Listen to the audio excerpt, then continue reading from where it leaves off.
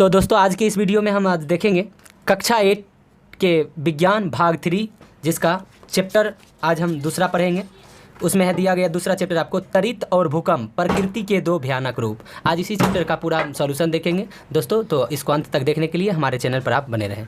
तो देखेंगे दोस्तों, अभ्यास प्रश्न से है पहला, सजातीय आवेश एक दूसरे को डैश करते हैं, तो उसमें दोस्त लिखेंगे विकर्षित। उसका ख नंबर प्रश्न है, विजातीय आवेश एक दूसरे को डैश करते हैं, आकर्षित।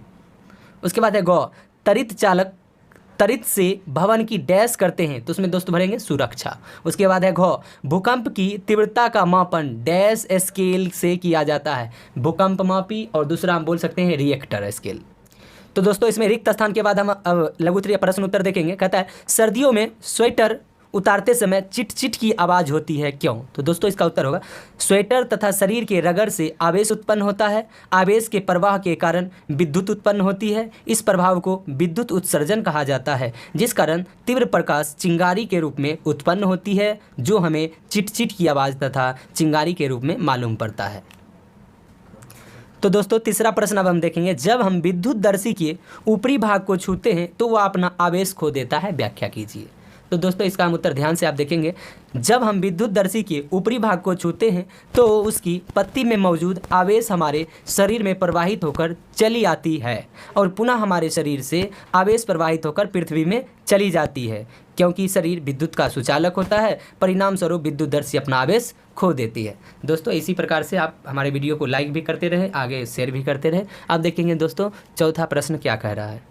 अब दोस्तों चौथा प्रश्न है, भूकंप मापी का चित्र बनाकर उसके मापन विधि को लिखिए।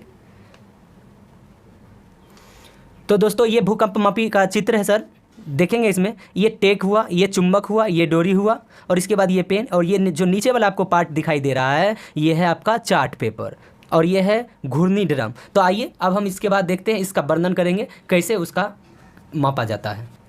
तो दोस्तों सबसे पहले चौथा का भूकंप मापी का चित्र बनाकर उसके मापन विधि को लिखिए। तो मैंने आपको चित्र में बता दिया, अब उसका हम वर्णन करेंगे। कहता है किसी भूकंप की शक्ति के परिणाम को रिएक्टर पैमाने पर व्यक्त किया जाता है। रिएक्टर पैमाने का आविष्कार 1935 में भौतिक शास्त्री चार्ल्स रिएक्टर द्वारा किया गया था।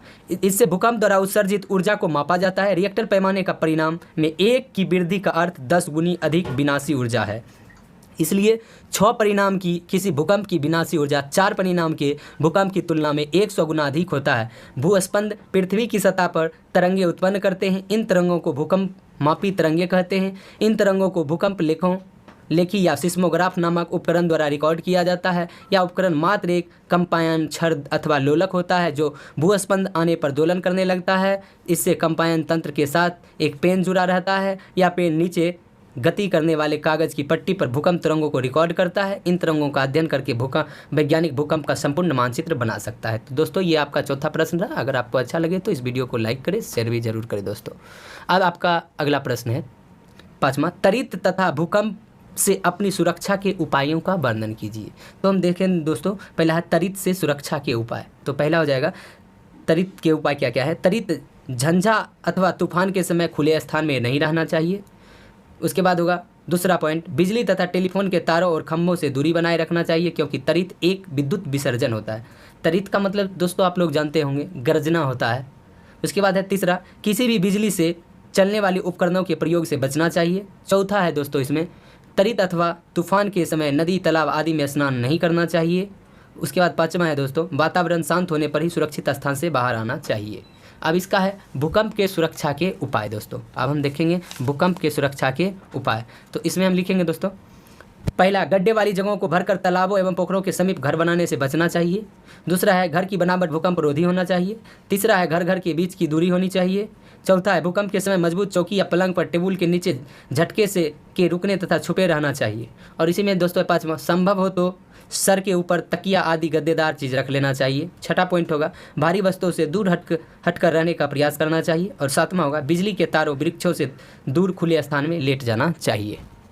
दोस्तों इस प्रकार से आपका ये सेकेंड चैप्टर आपका खत्म हो गया है। अब दोस्तों अगर वीडियो आपको अच्छी लगे तो लाइक कीजिए, सब्सक्राइब कीजिए। अगर आप क्लास 8 में हैं तो वीडियो को शेयर भी कीजिए ताकि दूसरे तक भी वीडियो पहुंचे। अगर आपको किसी भी प्रकार का वीडियो चाहिए आपके क्लास से संबंधित तो आप हमें कमेंट बॉक्स में एक बार कमेंट जरूर करें। Thank you.